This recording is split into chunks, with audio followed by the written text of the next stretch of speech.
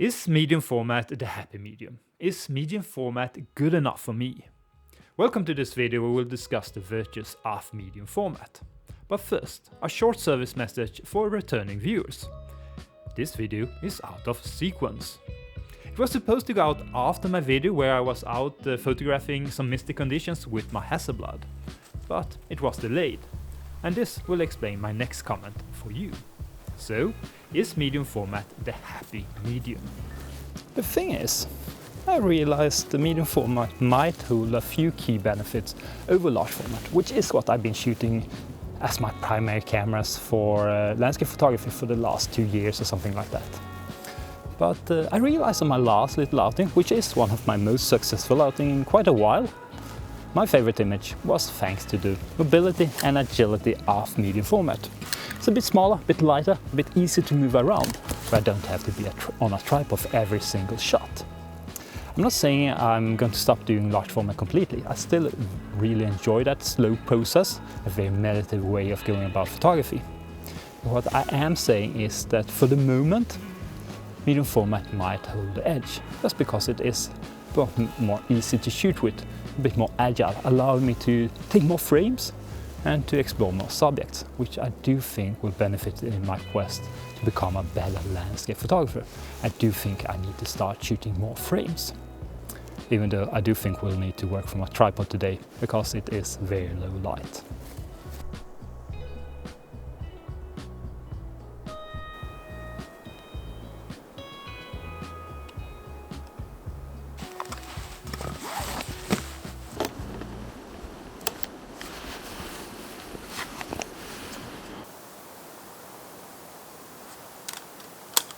You might then ask, why not just go with the 35mm? That's even smaller and more agile than medium format.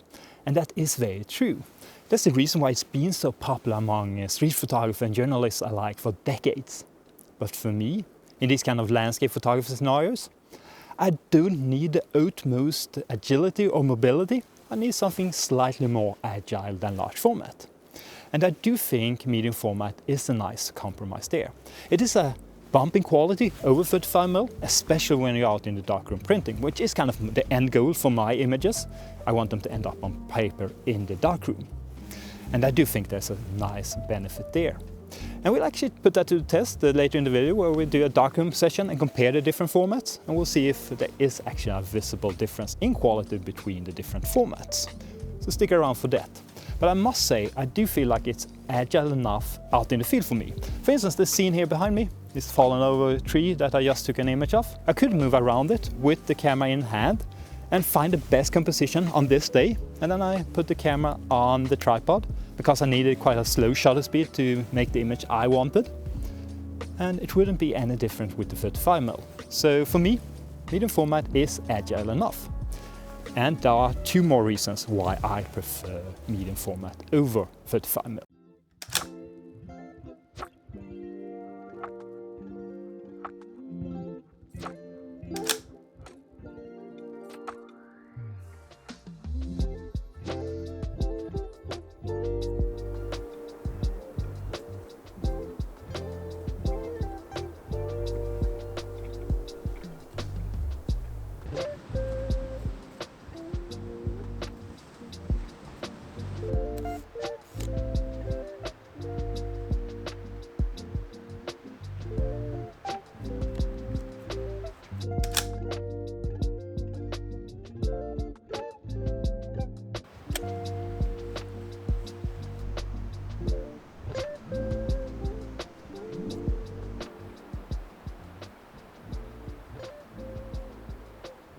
And the first of those 2 reasons, well, that's the camera itself, the Szabad in this case.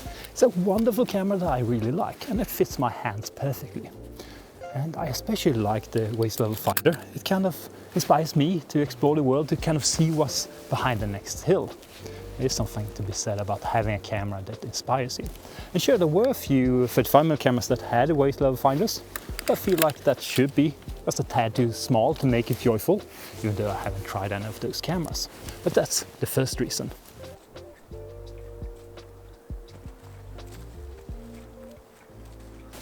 And my second reason, well, that's the format itself, or the aspect ratio of it.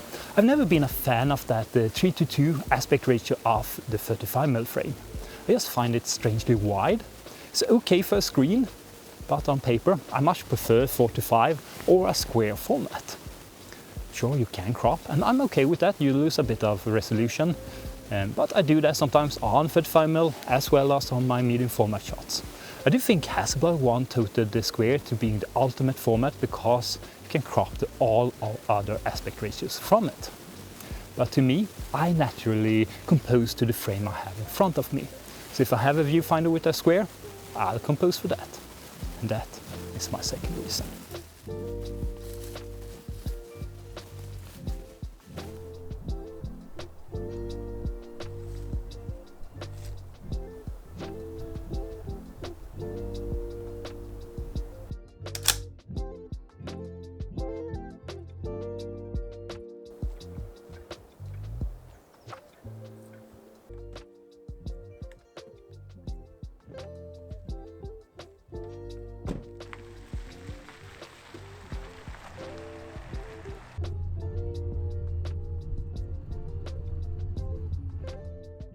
Let's talk prints and print quality.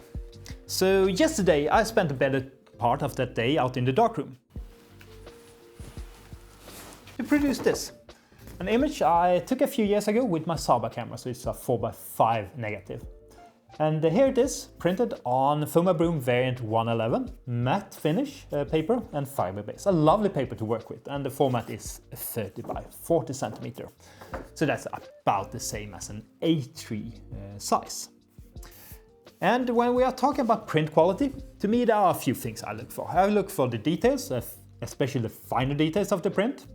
I look for the grain, if it's visible, and the grain structure, as well as the tonality of the print, which is kind of more subjective.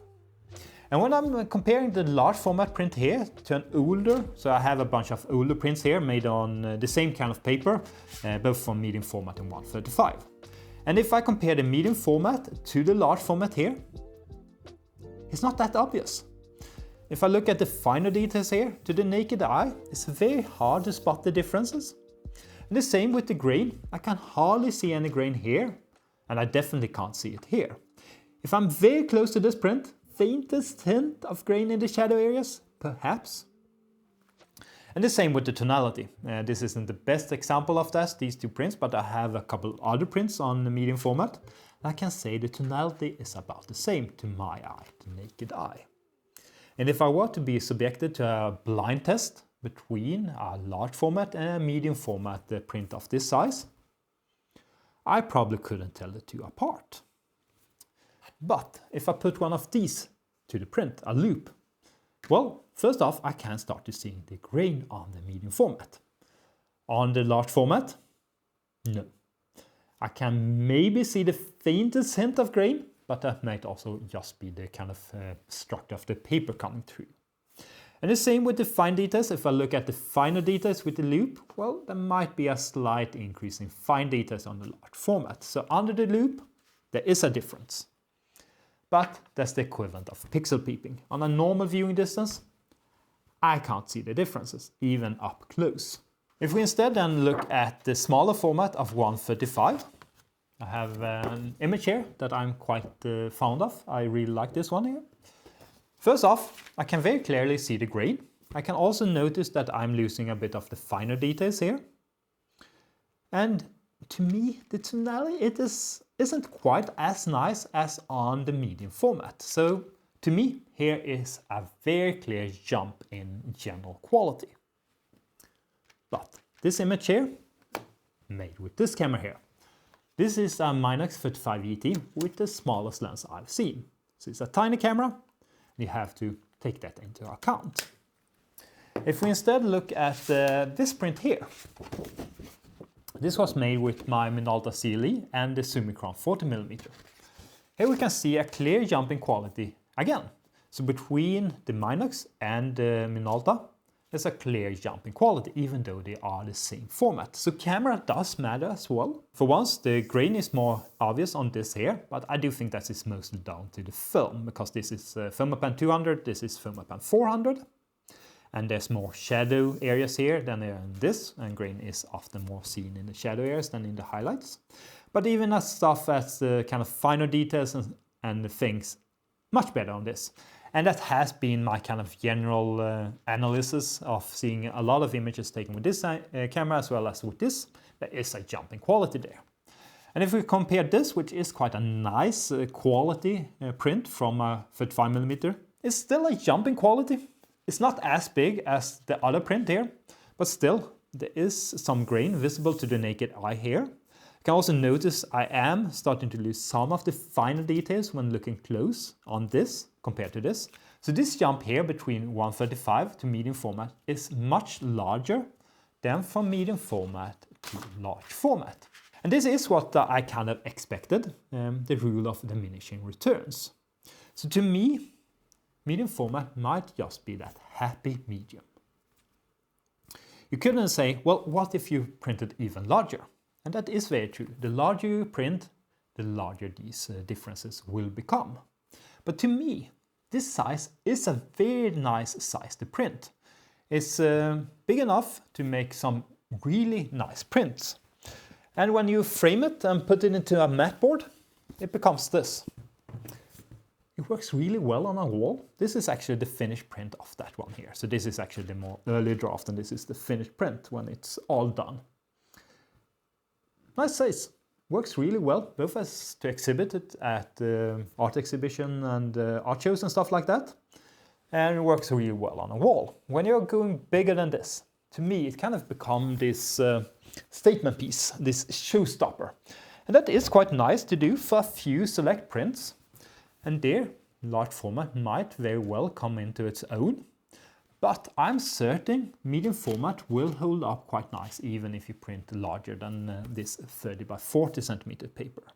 For me, I am going to start and do a few select prints on 40 by 50 in the future for my kind of statement pieces for an upcoming exhibition, which I haven't quite figured out yet.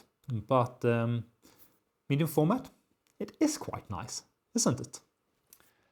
Medium format sure is a nice medium.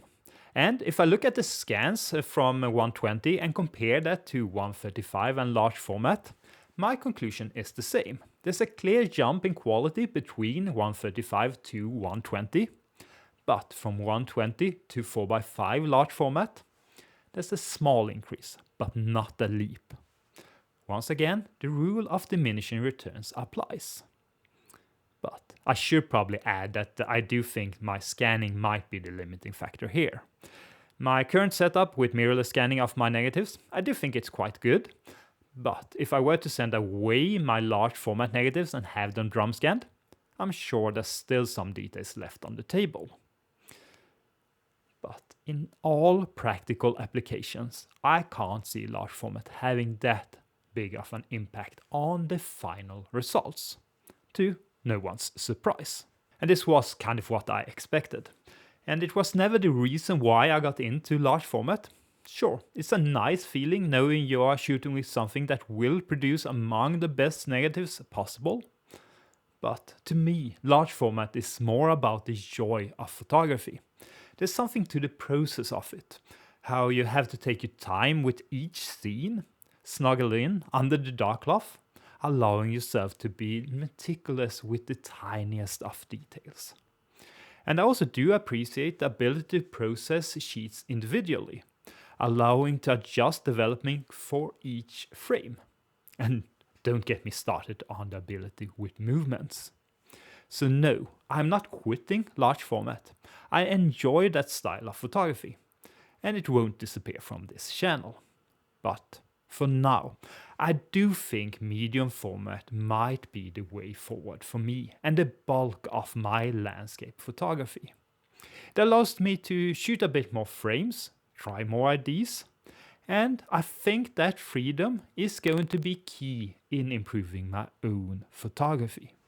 Just look at this day. A few of these images were made simply because I could. If I was out with a large format camera, I probably wouldn't have taken these images.